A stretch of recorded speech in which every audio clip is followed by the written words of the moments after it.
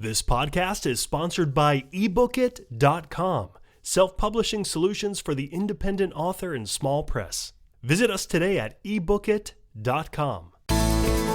Welcome to the Toastmasters Podcast, the official podcast of Toastmasters International. Hello, everybody. This is Greg Gazin. Speech competitions are a great way to step up your game. We know that each year, an estimated 30,000 Toastmasters from around the world compete, with 8 finalists vying for the title of the World Champion of Public Speaking, which happens each year at the International Convention in August. Now, if you're thinking of entering the contest, or you're still on the fence, or just a little curious, the best time to start is right now. Our guest today has quite a treasure trove of speech-winning secrets. He has an incredible speaking career, vast experience, and a wealth of knowledge. He is Dilip Abayasekara, Distinguished Toastmaster, accredited speaker, and past international president. Dilip has been a member of Toastmasters for more than a third of its 100 years of existence, joining back in 1986 in St. Louis, Missouri, where he worked as an industrial chemist. He became hooked after his first visit and has maintained continuous membership, finding a new club each time he moved for work. Dilip can sincerely say that Toastmasters changed his life. These self-discoveries he made led him to change careers multiple times, from chemist to trainer and keynote speaker to college professor and administrator, and finally to pastor. As international president in 2005-2006, his theme was Find Your Voice, Serve Your World.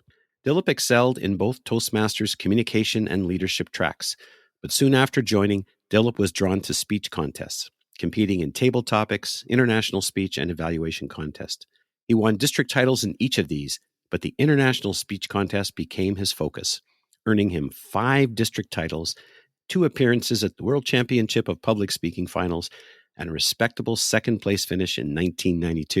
In 1989, he also tested his mettle at the International Platform Association's Speaking Letter competition, placing a respectable second. All this competition polished his speaking skills, which stood him in good stead as a leader all the way to being elected as international president. Last year, Dilip retired from the ministry. He and his wife moved to Lancaster, Pennsylvania, where he continues to enjoy having the time to mentor Toastmasters in the USA and around the world. Dilip's article, Speech Contest Winning Secrets, Get Ready to Become the Best Contestant You Can be found online and in the November 2024 issue of the Toastmaster magazine. Dilip Abayasekara, welcome to the Toastmasters Podcast.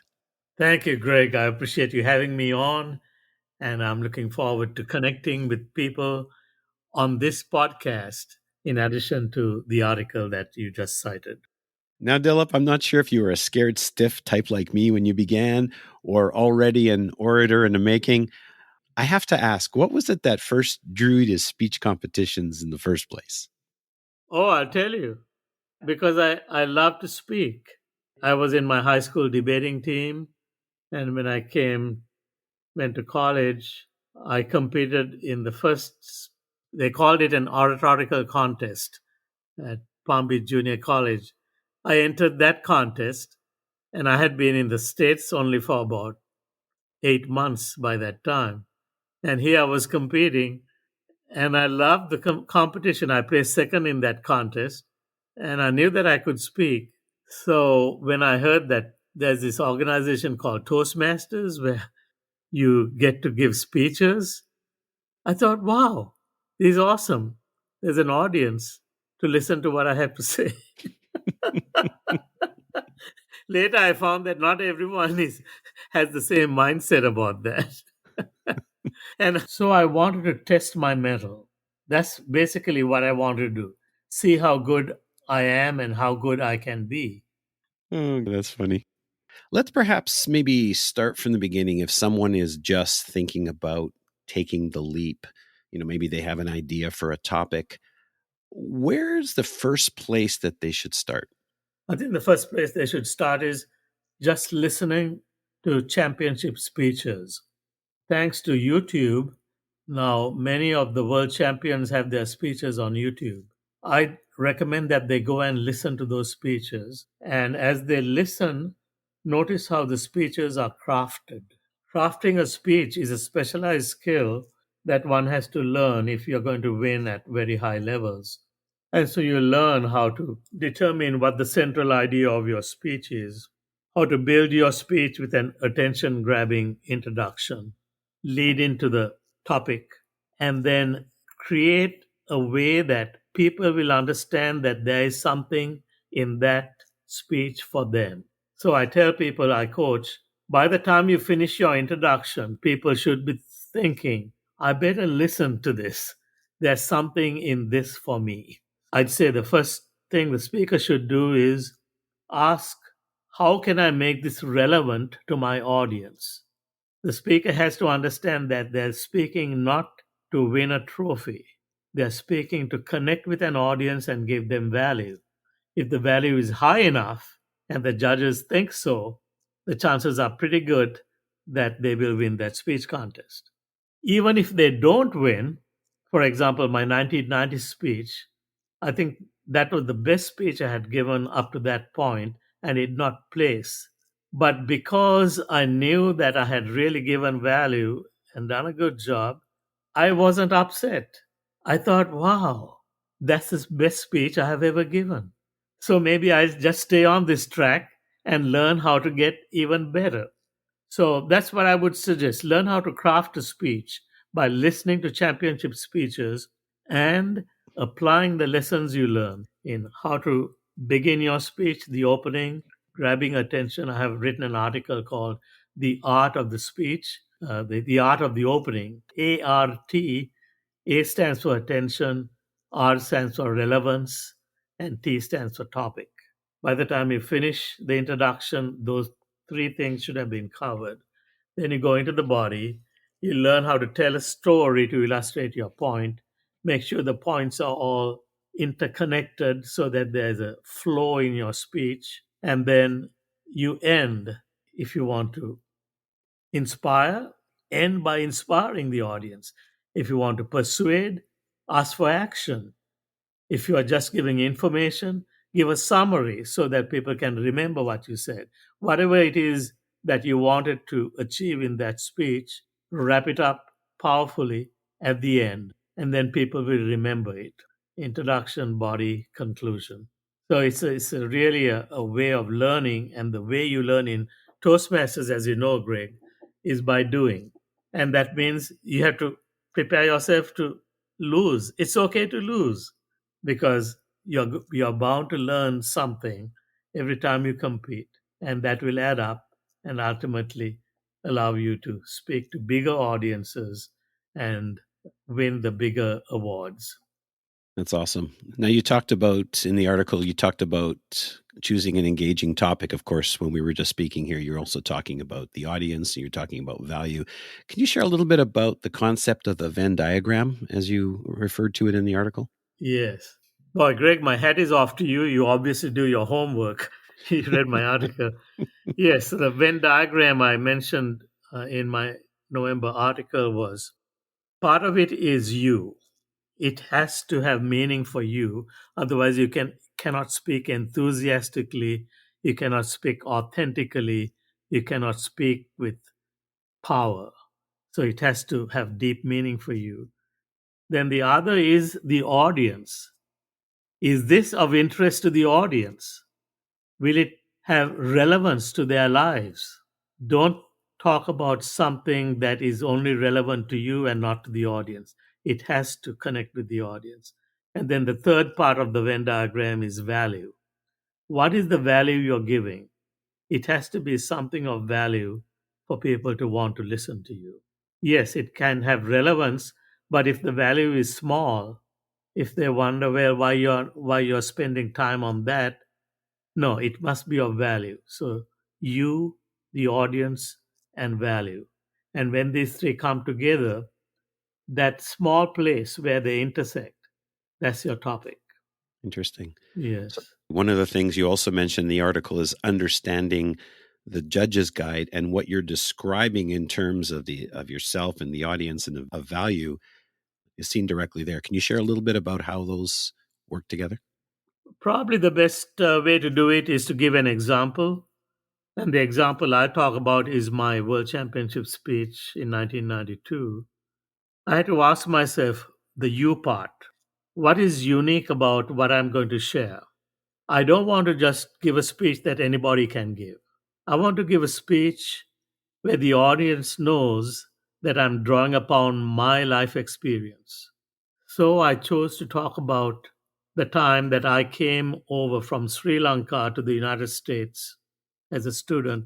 I was 19 years old. I enrolled in a college in Florida. So I began to talk about that experience.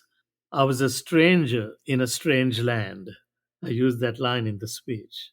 And then I talked about how is it that this strange land became my homeland. So I thought about all the different human interactions I had had that had enabled me to adopt America as my adopted country.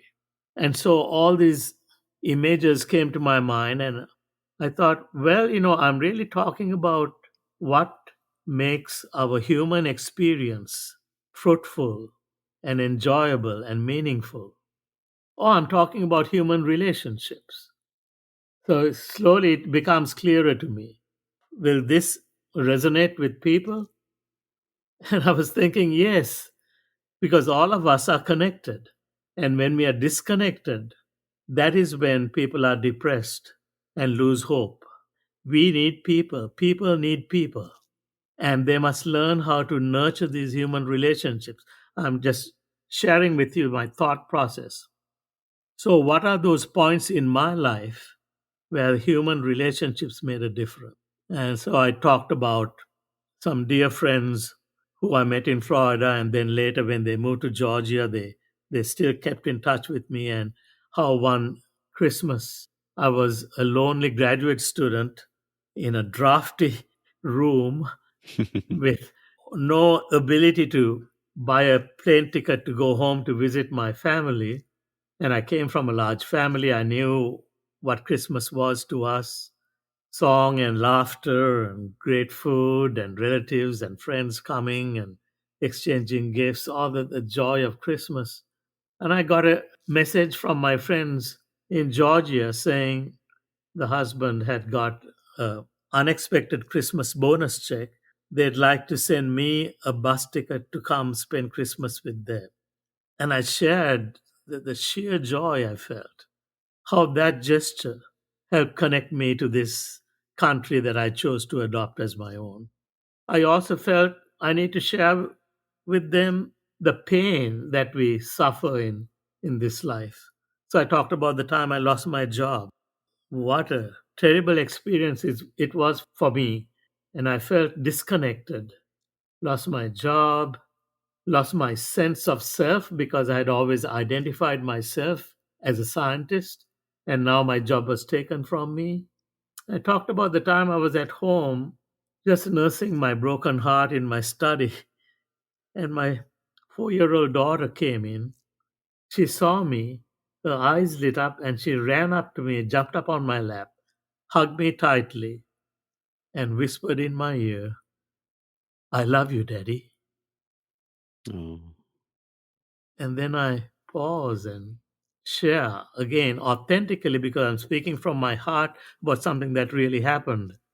I said I felt as if a soothing balm had been gently laid on my wounded heart. I was her daddy. She loved me. That was enough. so you took that personal experience and you found a universal message which had incredible value to anybody who listened to it because they could interpret it in many different ways. Exactly right, Greg. Yeah, in fact, when I was writing that speech, I had sent a draft to Ted Wood, my mentor. And Ted wrote back and said he liked it, but he said, add another sentence. When you talk about you being laid off, stop and look at the audience and say, perhaps some of you can relate to my pain. And I bet there were many in that audience who had been laid off. That was in 1989, who had been laid off, who knew the pain. And they would think, oh, yeah, I know what you went through. I've been through the same. Or I know someone who has gone through that. Yes, it's really relating to the audience, making my story become their message. It's never just about the speaker, it's always how the speaker can connect to the lived experience of the audience. Excellent.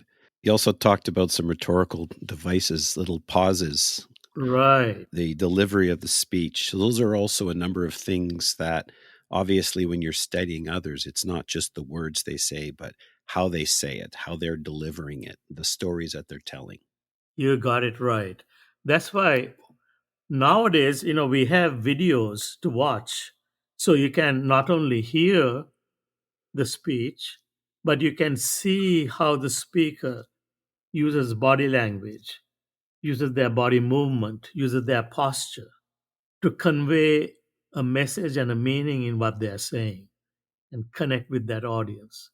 We are living in a golden age when we have all this technology to help us study what others are doing so well and then ask, how can I adopt that for my speech? I guess you didn't have that back in 1992. No. But man, I listened to those audio tapes over and over and over again. The first time I competed was in 1987 when we didn't have the video.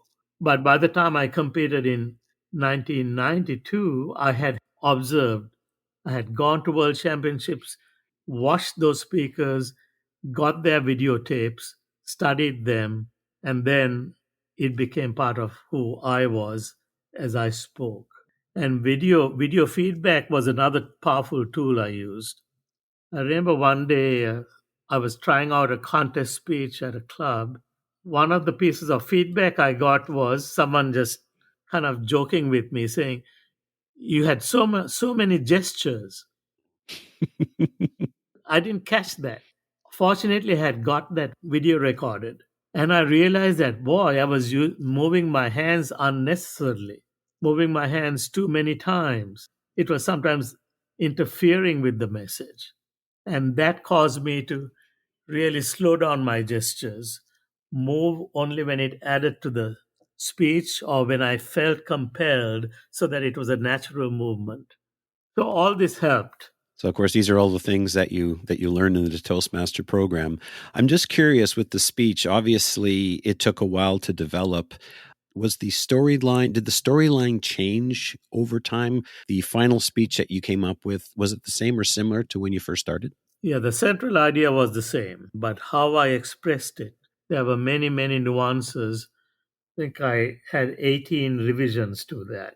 18 times there was some change I made. And I kept testing the changes on different audiences. So I not only exhausted my club members giving the same speech for more feedback, but visiting local clubs. And then I felt I needed to go outside my district to another district and get their feedback on this. These are people who don't normally listen to me because I'm not in their district. But I would ask for permission to come and present a contest speech to get their feedback to help me make it better. And so all this feedback then gave me the challenge of sifting through all this feedback to find those gems of insight that I felt could make this even better.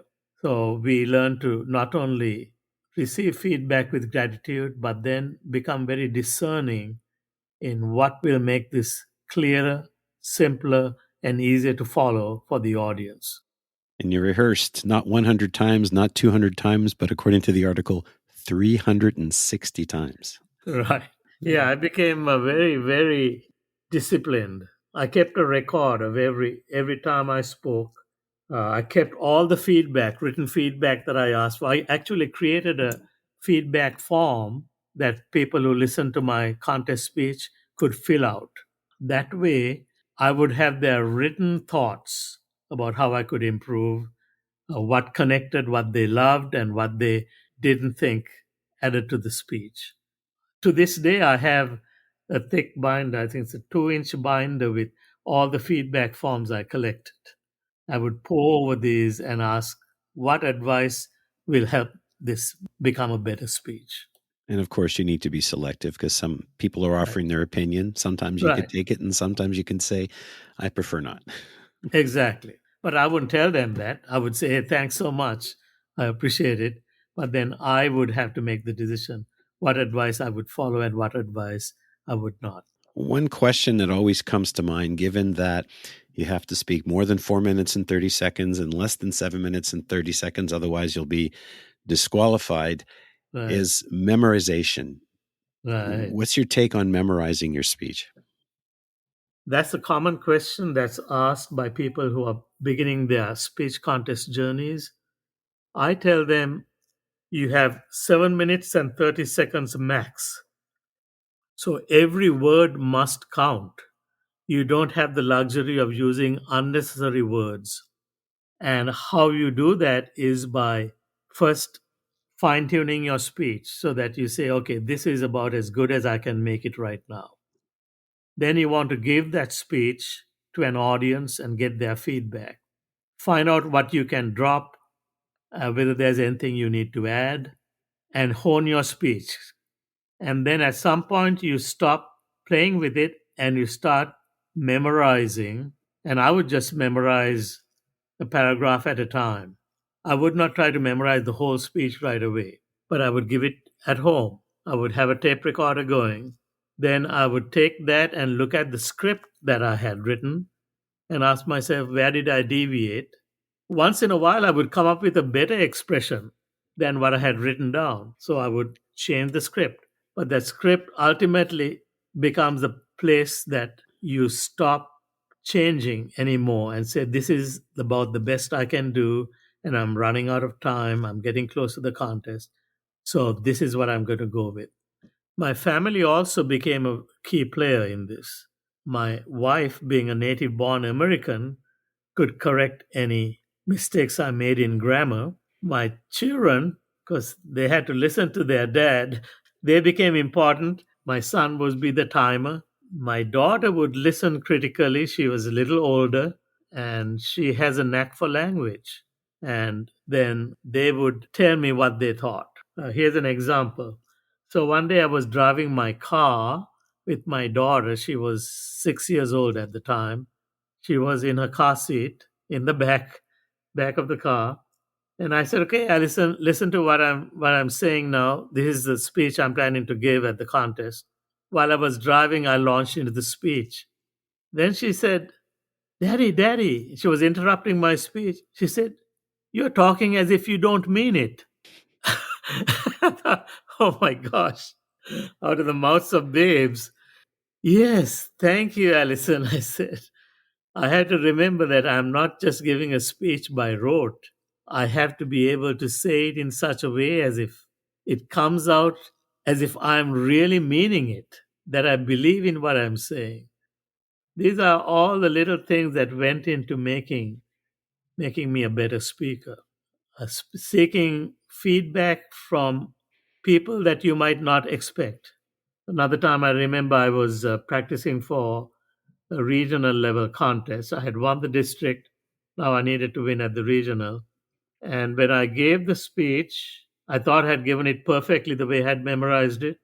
Then one gentleman who had never won a speech contest, who was sitting in the front row of the audience, said, Dilip, I think you skipped over the finishing line for your speech. I got it. I got the message, and you kept talking. And that disrupted my focus. I said, what was the line that I said that you felt was the perfect ending? He told me what it was. Yes, I had given about 3 or 4 sentences more after that.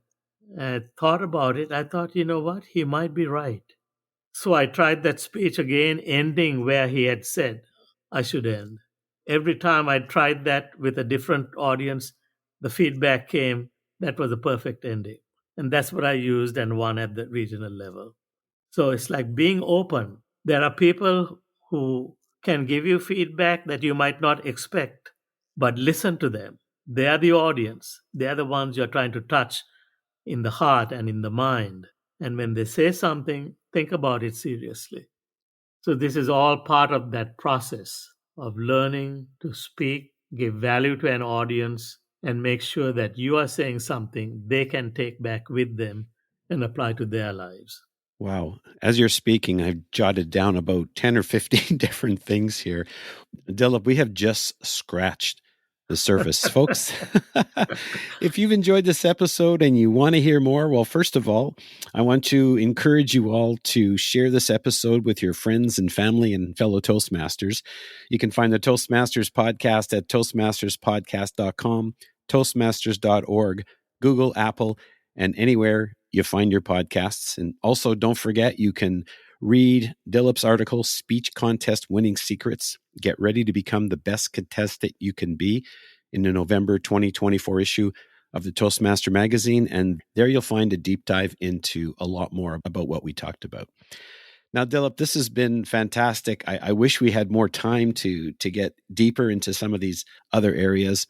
Perhaps just to end us off, perhaps someone might have their eyes on becoming the next world champion, or perhaps they just want to get their feet wet. What advice would you give them to get them started? I would recommend that they plan to enter a speech contest that Toastmasters offer. If they have completed the requirements that make them eligible to compete in the international speech contest, plan to compete. If they don't have those requirements met yet because they are a new member, I would suggest that they enter the table topics contest, the evaluation contest. Enter a contest that will stretch you and challenge you, but above all, be ready to learn. You are only competing against yourself. When you take that attitude, then you're always hungry to learn and grow and improve. So enter the contest. It's a unique gift that you get in the Toastmasters program. Compete, learn, and grow and become.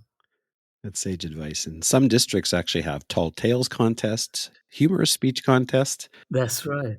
Yeah, there's all different types of contests out there. Exactly. Yes, they're all part of the educational experience that Toastmasters offers. And especially if someone thinks that they might like to go into leadership sometime, enter the speech contest, hone your skills, and you'll be a better leader for it. That's wonderful. Now, Dilip, if someone wanted to reach out and find out more about what you do or ask you any questions about speech competitions, where's the best way for them to reach out? Probably the best way is to send me an email, D for Dilip Abayasekara. So they'll have to make sure they spell my last name correctly. DABAYASEKARA. D Abayasekara at susumc.org. And we'll make sure that we include that in the show notes so everyone can just simply copy and paste. Distinguished Toastmaster, accredited speaker, past international president, Dilip Abayasekara, thank you so much for taking the time to share your wisdom today. Thank you, Greg. Thank you so much. I appreciate you having me on your podcast, you being a great listener and asking those searching questions that I hope will enable someone else to gain value from this podcast. Thank you.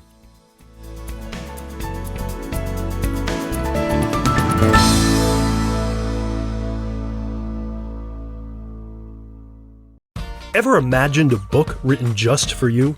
Introducing Books.ai. We're not just another bookstore, we're the future of reading. Our state-of-the-art AI adapts each book to your specific needs, creating a personalized masterpiece. Visit Books.ai now, that's POOKS.ai, and use the promotion code SPOTIFY for a whopping 50% off.